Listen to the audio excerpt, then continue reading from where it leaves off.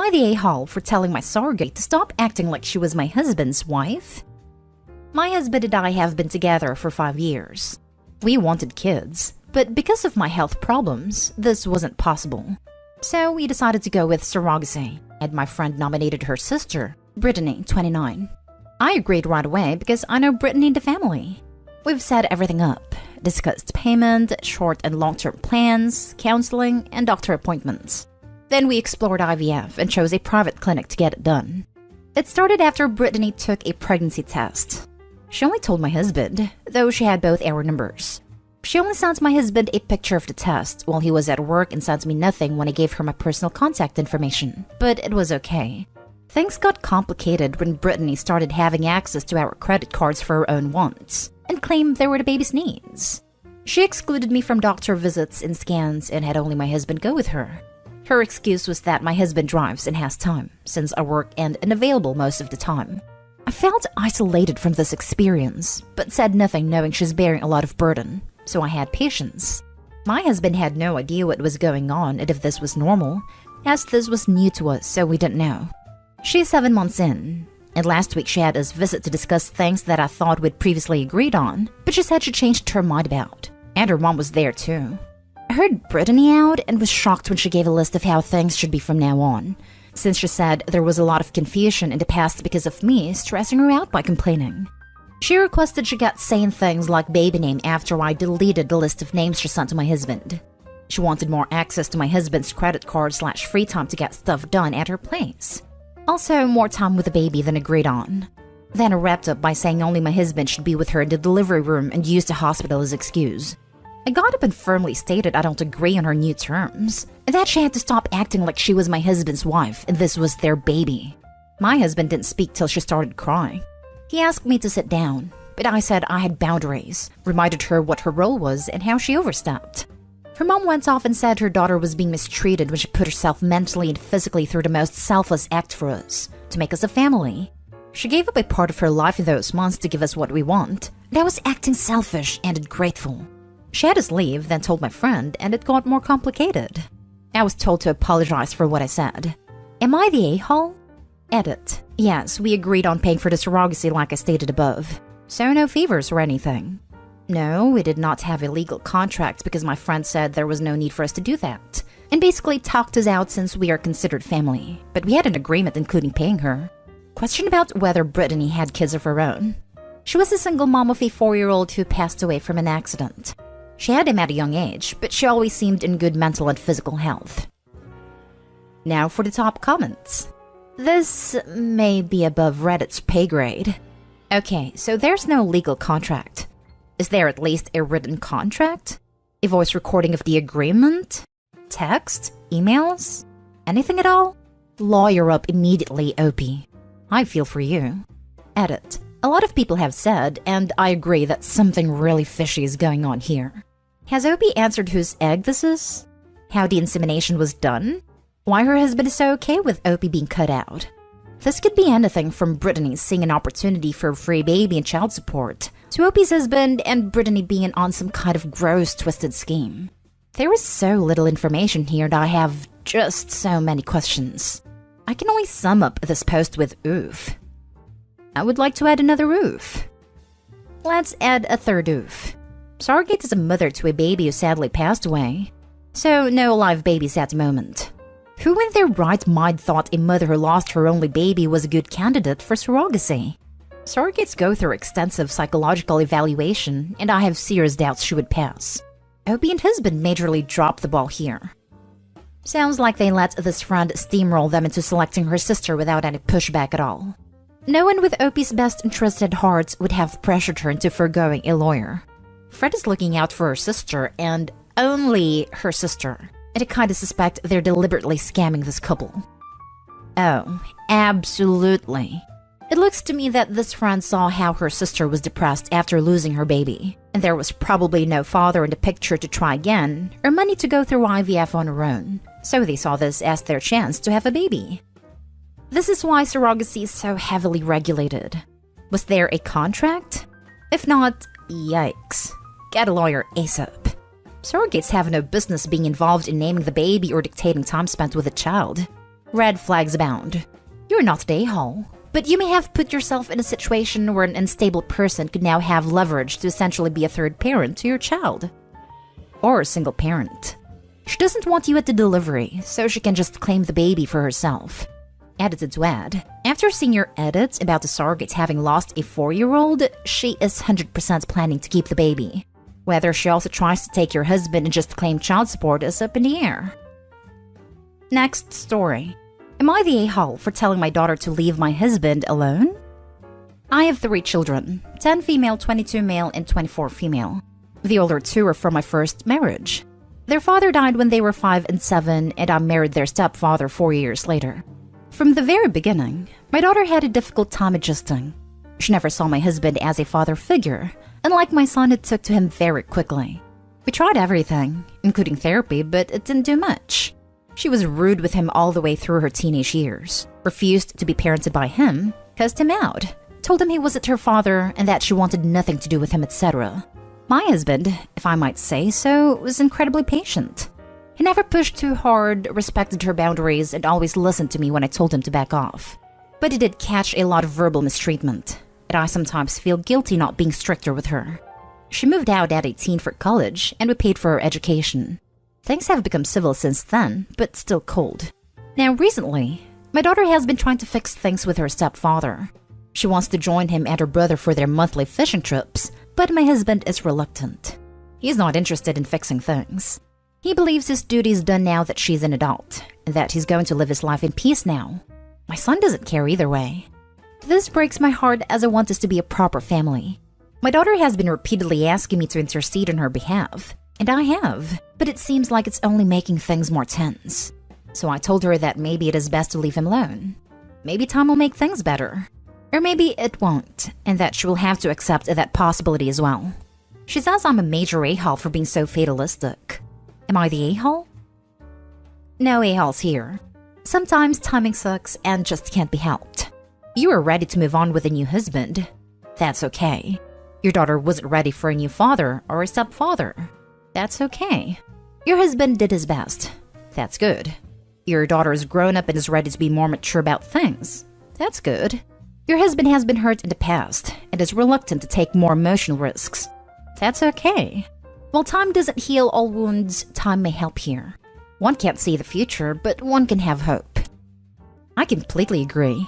My only suggestion to OP would be rather than her daughter interjecting on an already established bonding activity between son and stepfather, that they try something independent from these trips. Start small, like a movie or craft beer/wine, or museums. Anything that they can both discuss and bond over. A fishing trip is too long, and too much after so little involvement. Any relationship that they develop will need to be on their own terms, and centered on things they have in common. Short activities with lots of neutral things to discuss, example, a museum where you can talk about what you are seeing, are probably the easiest first steps, but not right away. He didn't force her to accept him back then. She can't force him now. This will take time and effort.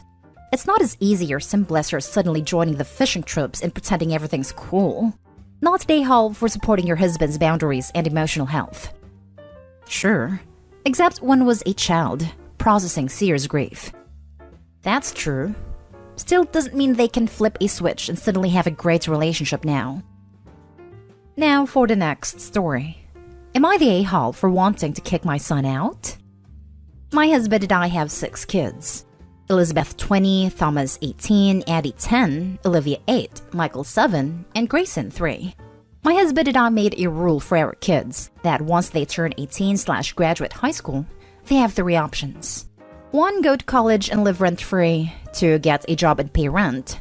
3. Move out. With either option, if you live at home, you'll be expected to do chores, which does occasionally include babysitting or driving the younger kids somewhere. We give them until the start of the next school year to figure it out. Elizabeth has never had a problem with this. She's about to start her 4th year of college, and when she's not in school, she babysits twice a week to help us out. She's great with her siblings and generally has a good attitude. Thomas is a completely different story though. He told us he wants to take a year off before college to relax and figure out what he wants to do. We said okay, and reminded him that if he still wants to live here, he needs to get a job and pay rent. We're not asking for anything crazy. A part-time job at Burger King is fine with us, as long as he's able to contribute.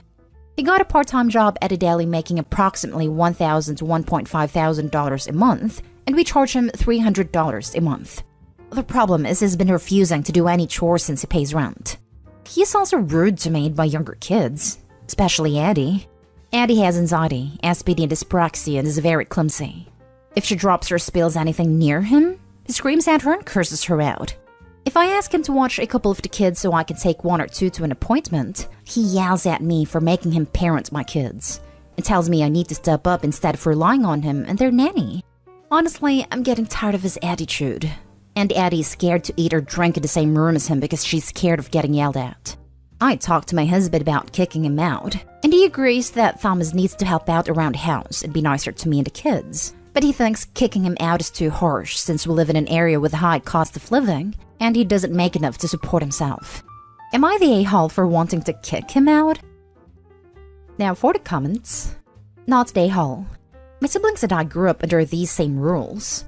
What my mom did to my brother was build him the costs he would actually be paying in the real world if he was living in the same setup with roommates instead of family, including laundry and maid services, electricity, water, phone service, meal service, etc. She walked him through the bill and explained why each portion was owed, and then told him he could reduce his bill by instead of paying mom to do his laundry or cleaning or cooking, he could do it himself and save those costs. You get the idea. My brother decided the rent he was being charged and the chores he was asked to do was way better than paying the higher costs without the chores. That's a good idea. This kid needs a real wake-up call about how much things actually cost. The absolute horror that some posters have about, gasp, babysitting is laughable. How dare you ask him to babysit when he pays you $300 whole for rent? He wanted his path. He chose to work instead of going to school. He wanted to do that while remaining in his parents' house. He pays a measly $300 for a room, common areas, utilities, groceries, etc. He is refusing to help out around the house and is being horrible to his sister, who is a child. I think kicking out right away is overly harsh. I think Opie needs to have a very serious conversation with him to reiterate his options. Staying at home means helping out and being respectful / not horrible. He will never find somewhere to live for $300. So this is his final warning to straighten up. Opie has a child to protect. Addie's only 10 and deserves to feel safe. I have very little sympathy for an 18-year-old who is tormenting a special needs 10-year-old. Not the a-hole. Not the a-hole. If your husband agrees he needs to be nicer and help out, then what is your husband willing to do if your son continues to do neither? He wants to talk to him and hope he listens. Last story is titled, Am I the a-hole for telling my brother I'm not taking on extra hardship just because I love him? My brother and I are only 11 months apart in age. He's older, so we grew up incredibly close. And when he and his late wife had kids together and I was already home with mine, he offered to help by taking them Thursdays and Fridays so they could save some money on childcare. This continued for years, and their kids are now 10, 8, and 7. My late sister-in-law died 2 years ago, and it was very rough on the kids. They were very close to their mom, and she adored them. My brother adored her too. They went to therapy for 6 months, and then 9 months after the death of his late wife, he met his current wife. It seems he felt ready to date again, and from there they moved fast. They were married October last year, and they moved in together. It was him and the 3 kids plus her and her 2 kids. I think he thought the kids would appreciate having a mom figure again, and having 2 more siblings. And he thought her kids would like having a bigger family because it was just them and their mom. But her kids have issues with each other, and they don't like my brother's kids, while my brother's kids are hurt and feel like their dad betrayed their mom, and like my brother's wife is trying to replace her. The household descended into chaos and the kids fight. It was so bad, the family therapist they started to see refused to see them all together, and 2 further ones said they would not be able to do therapy as a group for a while if they switched to them. The fighting has made it hard to keep a babysitter and made childcare much more difficult for them. His stepkids don't want to be alone with him, and his kids don't want to be alone with their stepmom. So he asked me to go back to the old arrangement of having the kids after school. I told him I didn't feel like it would work for me, that I love him and will try to help him find someone, but I can't. He told me the 3 kids miss me and their cousins. I said I hadn't made the decision lightly, But after my parents' experiences with taking care of all 5 kids together and seeing how they are with each other, I feel like I wouldn't be capable of coping. He tried to use our bond to get through to me and I told him no. Then he got mad and accused me of not loving him. I told him I was not taking on the extra hardship because I love him. That he knows that's what he's asking, and that I will be here for him in ways I can be. But I cannot take on more than I can realistically handle. He said calling the kids a hardship made me an a-hole, and so did rejecting the chance to spend time with all my nieces and nephews. Am I the a-hole? NTA, NTA, NTA. Your beloved brother has a self-created mess on his hands, and he's looking to you to restore some semblance of normalcy. Except that it isn't your job. Info. Did he ask the kids what they thought about him getting married again, or what they felt about her kids? He did. But he said he didn't want them to make the rules. And he told them if they had any actual issues with any of them to let him know. But otherwise, he was doing what he felt was right. And they had no specific issues, so that was it.